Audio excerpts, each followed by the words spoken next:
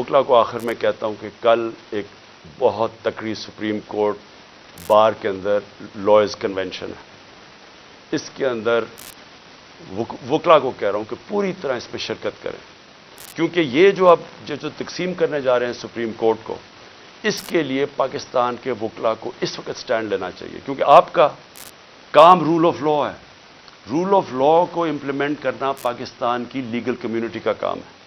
تو کبھی بھی ہمارا رول آف لا یا ہمارا جو انصاف کا نظام ہے، یہ کبھی بھی اتنا زیادہ خطرے میں نہیں جو آج ہے. آج ہنگامی شہباز شریف ایک میٹنگ کرتا ہے کیبنٹ کی، اور اس کے بعد جب لوگ تراویحاں میں مصروف ہوتے ہیں تو ایک فیصلہ آتا ہے جلدی جلدی سے پارلیمنٹ سے. اور پارلیمنٹ کیا ہے؟ جس کے اندر اپوزیشن لیڈر نون لیگ کا ٹکٹ لینا چاہتا ہے، اس کو اپوزیشن لیڈر بنایا ہوا ایک لوٹے کو، وہ بیٹھ کے جلدی سے فیصلہ کر لیتے ہیں کہ جی چیف جسٹس کے اوپر سو موٹو ایکشن کے اوپر جو بھی انہوں نے فیصلہ کیا. دیکھیں، میں تو سب سے پہلے کہتا ہوں کہ پاکستان میں جوڈیشل ریفارمز کی ضرورت ہے، اور جو ہم اب پاکستان دیکھنا چاہتے ہیں، جو انشاءاللہ جو اس دلدل میں سے ہم نکلیں گے تو اس میں گورننس ریفارمز بھی ہوں گے اور جوڈیشل ریفارمز بھی ہوں گے. کیونکہ ہمیں جب تک کانٹریکٹ انفورسمنٹ اور جب تک ہم اس ملک کے اندر جلدی سے اپنے جسٹس ڈیلیڈ نہ ہو، انصاف کے جتنی جلدی ہم اس ملک میں انصاف دے سکیں لوگوں کو، ہمارا ملک اتنی تیزی سے خوشحالی کی طرف جائے گا. وہ تو ہم سب متفق ہیں. لیکن میں ان کی نیت کے اوپر شک کر رہا ہوں، اور مجھے ہمیشہ شک رہا ہے، کیونکہ یہ لوگ کبھی بھی عدلیہ کو آزاد اور مضبوط نہیں دیکھنا چاہتے تھے. جس شہباز شریف نے آج یہ جلدی جلدی میں فیصلہ کیا، اور یہ صرف اور صرف عدلیہ کے اوپر، سپریم کورٹ کے اوپر پریشر ڈالنے کے لیے کیا ہے. اور وہ کیوں کیا ہے؟ کہ الیکشن نہیں چاہتے. تو ساری چیزیں وہیں سے شروع ہو رہی ہیں کہ یہ سارے ڈرے ہوئے الیکشن سے، اس سے بھاگنے کے لیے پریشر پڑ رہا ہے سپریم کورٹ کے اوپر کہ الیکشن کسی طرح نہ کروائیں. تو میں کیوں ان کی نیت کے اوپر شک کرتا ہوں؟ یہ وہ لوگ تھے، یہ شریف خاندان، انہوں نے سب سے پہلے 1990 کے اندر جب پلاٹس کے اوپر ان کو بلایا گیا، نواز شریف نے بڑے زیادہ پلاٹس دے دیے تھے، رشوت دی تھی لوگوں کو، پتہ نہیں پیسے اربوں روپے کے بنائے تھے. میں 1990 کی بات کر رہا ہوں. تو ایک جج نے لاہور ہائی کورٹ نے ان کے اوپر نوٹس لے لیا. تو تب بھی دوسرے ججز کو ساتھ ملا کے رشوت دے کے اس جج کو انہوں نے زیرو کر دیا تھا. اور ان کو جج وہ پسند تھے، اور ان کے ٹیلی فون کانورسیشن ہے کہ جج صاحب جناب بے نظیر کو 3 سال نہ سزا ہو بلکہ 5 سال ہو. یہ وہ ہیں جو کہ ان کی ٹیلی فون کے اوپر ججز ان کے اوپر لائن پہ ہوتے تھے. یہ وہ لوگ ہیں جنہوں نے سپریم کورٹ کے چیف جسٹس کے اوپر حملہ کیا. ایک سجاد علی شاہ جیسا ایک ایماندار دیانتدار جج چیف جسٹس کے اس کے سپریم کورٹ پہ حملہ کر کے ان کو وہاں سے وہ جان بچا کے بھاگے. اور اس کے بعد رفیق تارڑ جس کو انہوں نے صدر بنایا تھا، اس نے وہ بریف کیسز لے کے گئے اور انہوں نے کوئٹہ بینچ کو خریدا. یہ سجاد علی شاہ نے اپنی کتاب میں لکھا، اور انہوں نے ریوولٹ کروائی، تقسیم کیا، اور اس طرح ایک سٹنگ چیف جسٹس کو ہٹایا. اب ان کی یہ تاریخ ہے، اور یہ جج وہ چاہتے ہیں جو کہ ایسے امپائر جو ان کے ساتھ ہوتے ہیں. ان کو کبھی نیوٹرل امپائر کا کانسیپٹ نہیں آیا، کیونکہ یہ انہوں نے غلط کام کرنے ہوتے ہیں. جو بھی غلط کام کرتا ہے وہ ایک آزاد اور مضبوط اور کریڈیبل عدالت کو کبھی نہیں آنے دے گا. اور انہوں نے اسی طرح ہمیشہ سارے اداروں کے اوپر اپنے لوگ بٹھائے، ان سے غلط کام کروائے. آتے ساتھ ہی شہباز شریف نے کیا کیا، اس نے اپنا ایف آئی اے کا ہیڈ اپنا بنایا.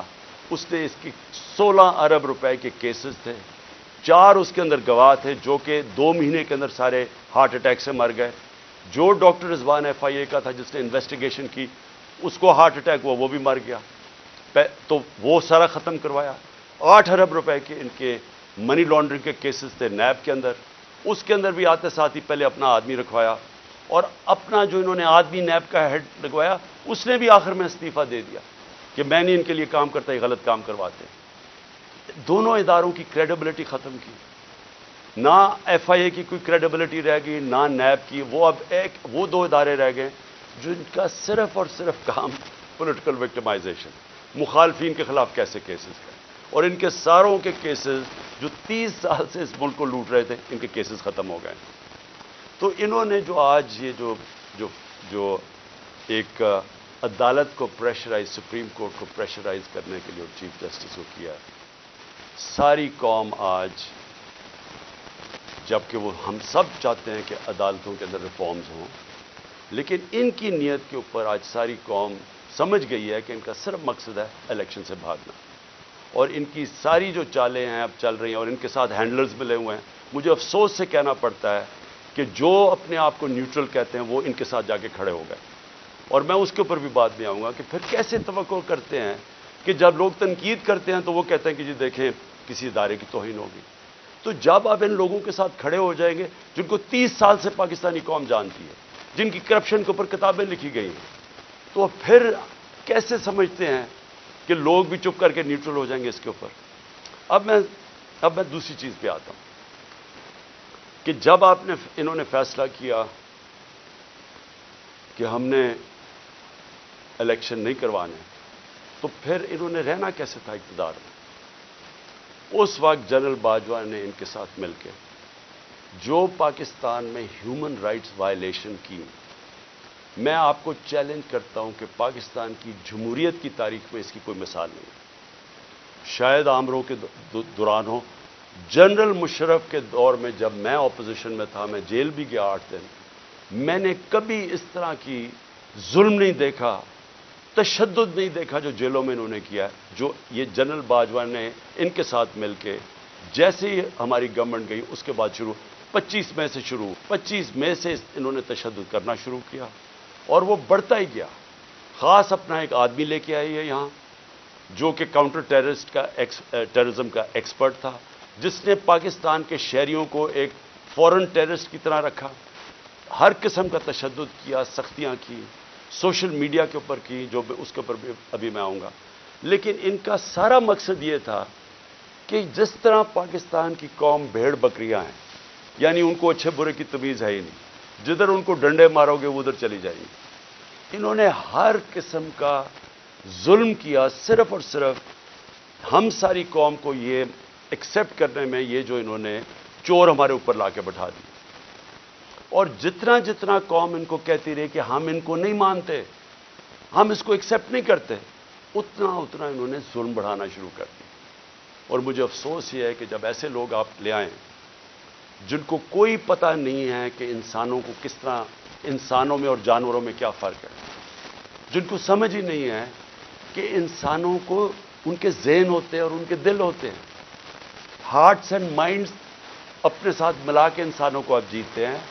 آپ ڈنڈے مار کے، تشدد کر کے، رات کو لوگوں کو اٹھا لیں، ان کو جا کے ننگا کریں، ان کو ماریں، ان کو ٹارچر کریں، اور پھر یہ سوچیں کہ یہ سارے جب سنیں گے کہ یہ کیا ہو رہا ہے تو لوگ سب ڈر کے بھیڑ بکریوں کی طرح لائن میں لگ جائیں گے. یہ پالیسی رہی ہے. اس لیے ہم نے اپنی ہیومن رائٹس کا جو وائلیشنز ہوئی ہیں اس کا پورا ڈوسیئر دیا. اس میں ہمیں بتایا ہے کہ ہمارے ساتھ کیا کیا ہوا. نہ دیکھی عورتیں، نہ چادر اور چار دیواری کی ان کا کوئی فرق تھا، نہ کوئی شرم تھی، نہ کوئی حیا تھی، نہ کوئی غیرت تھی. جس طرح کی انہوں نے اس وقت پولیٹیکل ورکرز کے ساتھ کیا، اور پولیٹیکل ورکرز کے ساتھ انگریز کے زمانے میں بھی، اگر آپ تاریخ پڑھیں ہماری آزادی کی اور جس میں آزادی کی موومنٹس تھیں، تو پولیٹیکل ورکرز کے خلاف کبھی بھی انگریز کے زمانے میں بھی ایسا ظلم نہیں ہوا جو انہوں نے ہمارے ساتھ کیا. مجھے نوجوانوں نے آ کے کہانیاں سنائیں. انہوں نے جب